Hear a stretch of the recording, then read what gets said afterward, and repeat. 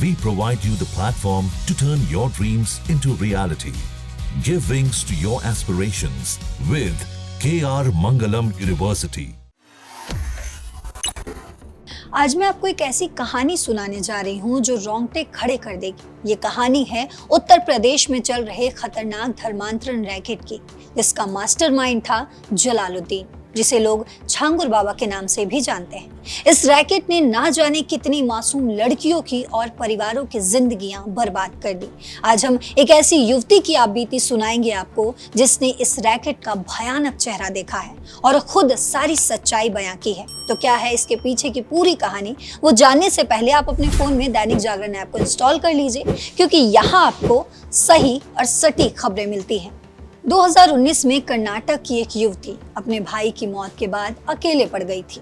तभी इंस्टाग्राम पर राजू राठौड़ नाम के एक शख्स ने उससे बात शुरू की। वो खुद को राजपूत बताता था, भगवान की फोटो अपनी प्रोफाइल पर लगाता था।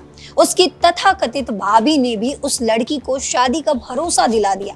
उस लड़की को लगा कि उसे एक परिवार मिल जाएगा, लेकिन ये सब एक जाल था। राजू ने उस लड़की को सऊदी अरब बुलाया, फर्जी आधार कार्ड और पासपोर्ट तक बनवा दिए। उस लड़की ने अपना घर और पार्लर बेच दिया, ये सोचकर कि उसे नई जिंदगी मिल जाएगी, लेकिन उसका सपना जल्द ही टूटने वाला था। उसे ये पता नहीं था वो सऊदी अरब गई और सऊदी पहुंचते ही सच्चाई सामने आ गई। जिसका नाम राजू था, उसका असली नाम तो वसीम निकला। उसने उस लड़की को गाड़ी में बिठाया और फोन कर कहा, सामान आ चुका है। वो सामान था उस लड़की का ही। उसे जबरदस्ती धर्म बदलने के लिए मजबूर किया गया। इनकार करने पर मारपीट, कैद और गैंगरेप जैसी क्रूरता की गई।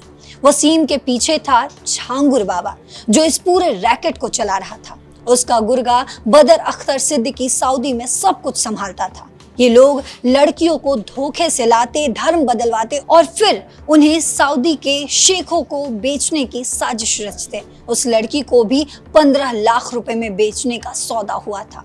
जब उसने विरोध किया तो उसकी वीडियो बनाकर ब्लैकमेल तक किया गया। 3 महीने तक उसे कैद में रखा गया, उसका वीजा खत्म हो गया और फिर उसे भारत भेज दिया गया। कर्नाटक लौटने के बाद भी उस लड़की की जिंदगी नर्क बनी रही। वसीम और उसके परिवार के लोग उसे फोन पर धमकाते रहे, पैसे मांगते। उसे सहारनपुर बुलाया गया, जहां उसे फिर बंधक बना लिया गया। वहां उसे गौमांस खाने तक के लिए मजबूर किया गया और इनकार करने पर एक बार फिर गैंगरेप। उसे छांगुर बाबा के अड्डे पर ले जाया गया, जहां उसे मारने तक की बात की गई। छांगुर ने कहा, चेहरे पर क्यों मारा? इसे ठीक रखना था ना, वरना खरीदेगा कौन? वो लड़की हिम्मत नहीं हारी, वो भागकर कचहरी तक पहुंची और विश्व हिंदू रक्षा परिषद की मदद से अपनी जिंदगी वापस पाने की कोशिश की। जून 2024 में उसका शुद्धिकरण हुआ। छांगुर बाबा अब जेल में है, लेकिन उसके गुर्गे अभी भी उस लड़की को धमकियां दे रहे हैं। आज वो डर के साए में जीने को मजबूर है, लेकिन हार नहीं मानी। ये कहानी सिर्फ उस एक लड़की की नहीं है, बल्कि उन हजारों लड़कियों की है जो ऐसे रैकेट का शिकार बन रही है। हमें जागरूक होने की जरूरत है। कोई भी अनजान शख्स जो बहुत जल्दी भरोसा जीतने की कोशिश करे, उससे सावधान रहने की जरूरत है।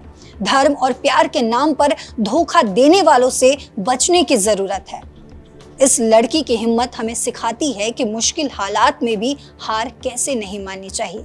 लेकिन इस घटना पर अब आपकी जो भी राय हो वो कमेंट सेक्शन में जरूर बताते जाइएगा। फिलहाल मेरे साथ इतना ही। देश और दुनिया की बाकी खबरों के लिए देखते रहिए दैनिक जागरण। नमस्कार।